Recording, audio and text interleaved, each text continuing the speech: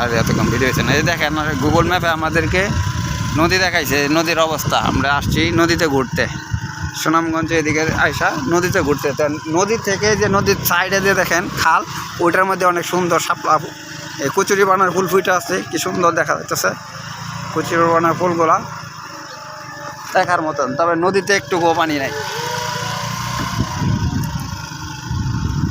ওই যে নদী দিয়ে মাটি নিয়ে করতেছে, এই যে শাপলা ফুলগুলা। আসলে এই সময় শাপলা কচুরি বানা ফুল দেখার বিষয়। তবে এলাকাটা অনেক সুন্দর, এলাকাটা দেখার মতন। আমরা অনেক দূর আসছি বাইক নিয়ে। আমার ছোটো ভাই বাইক চালাইতেছে।